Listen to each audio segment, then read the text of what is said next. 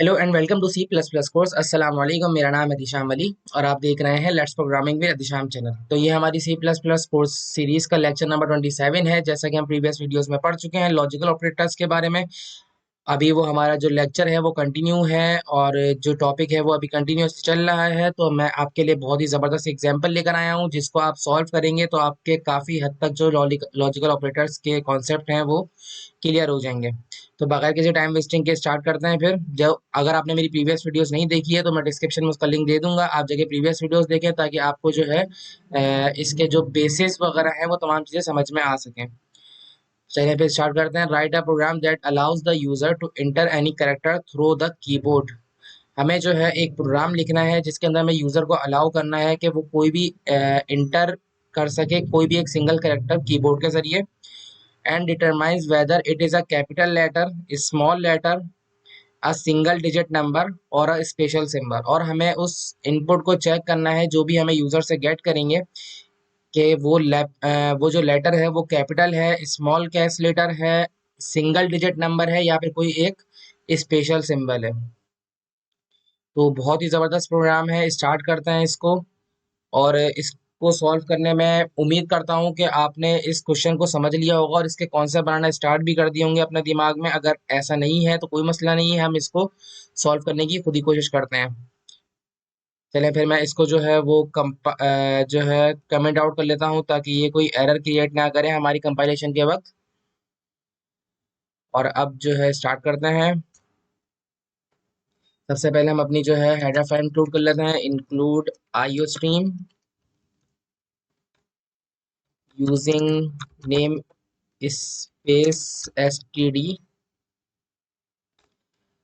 Main function create कर लेते हैं और मेन फंक्शन की बॉडी के अंदर आ जाते हैं। ठीक है, अब हमें जो है यूजर से कोई करैक्टर लेना है। तो आपको पता होगा कि प्रीवियस वीडियो में मैंने आपको बताया था जब भी हमें कोई करैक्टर डेटा टाइप लिखनी पड़ती है तो फिर हम कैर का यूज करते हैं। ठीक है, और मैं यहाँ पर एक सी एच नाम का वेरिएबल डिक्लेयर कर लेता हूँ।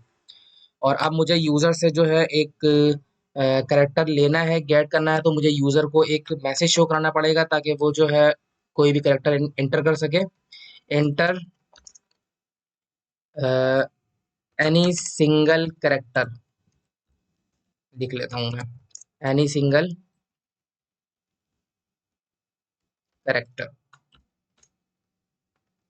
और मैं यहाँ पे सेमीकोलन लगा देता हूँ और मैं इसको सीन करके जो है वो स्टोर करा देता हूँ जो हमने सी एच नाम का वेरिएबल बनाया हुआ है उसके अंदर। अब जो है हम एक कंडीशन लगाएंगे।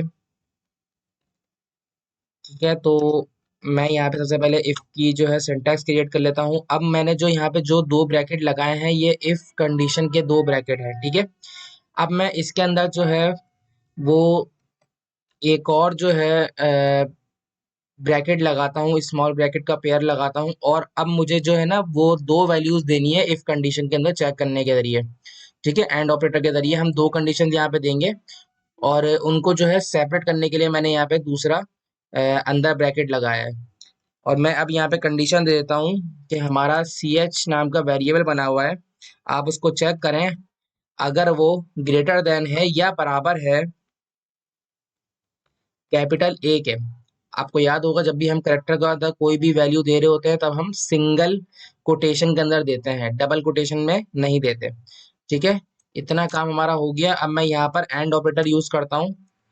देखें, ये मैंने आपको बताया था सेपरेट करने के लिए, तो मैंने यहाँ पर एक ब्रैकेट जो है उसके अंदर एक कंडीशन दे दी है। उसके बाद मैंने जो है बाहर एंड ऑपरेटर का साइन लगा लिया है। अब मैं दोबारा से यहाँ पर ब्रैकेट दे दूंगा और उसके बाद दूसरी कंडीशन यहाँ पर दे दूंगा ताकि जो है उसको सेपरेटली चेक करे। ये दोनों कंडीशंस एक नहीं है, दोनों कंडीशंस अलग अलग हैं। तो फिर हमारा जो कंपाइलर है वो कंडीशंस को अलग सेपरेटली सेपरेटली ही चेक करे। अब मैं यहाँ पे देता हूँ कि हमारा सी एच वेरिएबल है, सॉरी, सी एच नाम का वेरिएबल है, उसको चेक करें। अगर वो छोटा है या बराबर है कैपिटल जेड के। ठीक है, तो आप यहाँ पर सिंपली प्रिंट करा दें द करेक्टर इसको थोड़ा सा गैप दे देता हूँ और यहाँ पर एक ब्रैकेट का साइन लगा देता हूँ, एक लगा देता हूँ, ठीक है। और अब मैं यहाँ पे लिख देता हूँ ch नाम का वेरिएबल जो भी होगा उसको प्रिंट करा लूंगा। यहाँ पर मैं ये वाला ब्रैकेट का साइन लगा देता हूँ और यहाँ लिख देता हूँ इस कैपिटल लेटर और यहाँ लगा देता हूँ मैं सेमीकोलन। तो इतना काम हमारा हो गया है। अब जो है मैं दोबारा से इसी कंडीशन को जो है वो कॉपी कर लेता हूँ और नीचे पेस्ट कर लेता हूँ और मैं यहाँ लिख लेता हूँ एल्स इफ, ठीक है। अब जो है मैं इसी जो यहाँ पर हमने ऊपर कैपिटल ए दिया था, अब मैं यहाँ पर स्मॉल ए दे दूंगा और कैपिटल जेड की जगह स्मॉल जेड दे दूंगा। तो हमारा जो है यहाँ पर अगर ये कंडीशन ट्रू होती है तो हमारा सेम जो है वो मैसेज प्रिंट होगा। लेकिन मैं यहाँ लिख देता हूँ कि स्मॉल लेटर है, कैपिटल लेटर नहीं है। तो हमारा मैसेज प्रिंट होगा अगर ये हमारी कंडीशन ठीक हो जाती है। द करेक्टर इज, करेक्टर का जो भी वैल्यू होगी वो यहाँ पर आ जाएगी और उसके बाद आगे लिखा हुआ आ जाएगा इस स्मॉल लेटर, ठीक है। और उसके बाद जो है मैं यहाँ पर एक और कंडीशन दे देता हूँ, इसी को मैं कॉपी कर लेता हूँ और यहाँ पर मैं पेस्ट कर देता हूँ ताकि हमारा टाइम वेस्ट होने से बच जाए। और मैं यहाँ पे दे देता हूँ 0 दे देता हूँ मैं। देखें अगर सिंगल डिजिट की बात कर रहा हूँ मैं, देखें यहाँ पर क्योंकि यहाँ पे लिखा हुआ है कि हमें सिंगल डिजिट देखना है, तो सिंगल डिजिट जो होता है वो 0 to 9 तक होता है। उसके बाद जो होता है वो 1 0 10 11 डबल डिजिट हो जाता है। तो मैं सिंगल डिजिट की बात कर रहा हूँ, तो मैं यहाँ पर 0 to 9 की बात करूंगा और मैं यहाँ पे लिख दूंगा single digit number, single digit number. इतना काम हमारा हो गया है। और अब मैं यहाँ पे डायरेक्ट लगाऊंगा एल्स। एल्स में हमें कोई कंडीशन की देने की जरूरत नहीं है।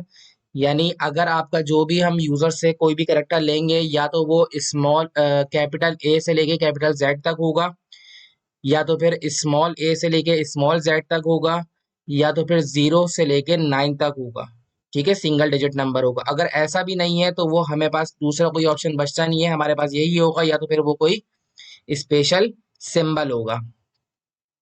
तो हमें सी आउट लिखने की ज़रूरत नहीं है, हम यही वाला जो है ऊपर से कॉपी कर लेते हैं क्योंकि यहाँ पर डबल डबल मेहनत क्यों करें। और हम इसी को यहाँ पे पेस्ट कर देते हैं और यहाँ पे मैं लिख दूंगा इस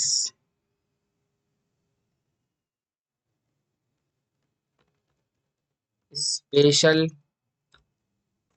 सिंबल, सिंबल, ठीक है। और मैं यहाँ पर रिटर्न 0 लिख देता हूँ और हमारा प्रोग्राम जो है एंड हो गया है। मैंने आपको तमाम चीज़ें जो है वो स्टेप बाय स्टेप समझा दी हैं। उम्मीद करता हूँ कि आपको दोबारा जो है इसको समझाने की ज़रूरत नहीं पड़ेगी, आपको काफ़ी हद तक समझ आ चुका होगा। अब जब मैं इसको सेव कर लेता हूँ और उसके बाद रन करके देखते हैं कि हमारे पास का क्या आउटपुट आता है। तो मैं यहाँ पर एग्जाम्पल के नाम से ही सेव कर लेता हूँ। सेव हो गया है। अब जो है हम इसको रन करते हैं और सक्सेसफुली रन हो गया है। हमारे पास यहाँ पर आ गया है इंटर एनी सिंगल करेक्टर। अब मैं यहाँ पर इस कैपिटल सी दे देता हूँ, ठीक है। तो हमारे पास आना चाहिए the character is a capital. तो अब हम देख लेते हैं कैसे आता है।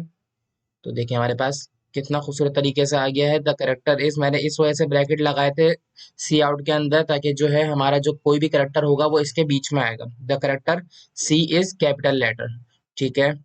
और अब हम दोबारा से इसको यूज करते हैं और अब कोई स्मॉल जो है वो चेक करते हैं। तो अब मैं इसके अंदर जे डाल के देख लेता हूँ, स्मॉल जे। तो अब हमारे पास जो आंसर आया है इसका देखें, the character J is a small letter, ठीक है। इसका मतलब जो है हमारा सक्सेसफुली रन हो रहा है प्रोग्राम। अब जो है मैं कोई सिंगल डिजिट नंबर डाल के चेक करता हूँ।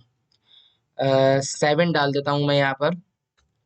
तो देखें हमारे पास यहाँ पर आ गया है the character 7 is a single digit number. और अब जो है मैं यहाँ पे कोई स्पेशल करेक्टर यूज करता हूँ, तो मैं यहाँ पर जो है स्टैटिक यूज कर लेता हूँ। ठीक है, स्पेशल करेक्टर है हमारे पास। तो देखें, हमारे पास आ गया the character static is a special symbol.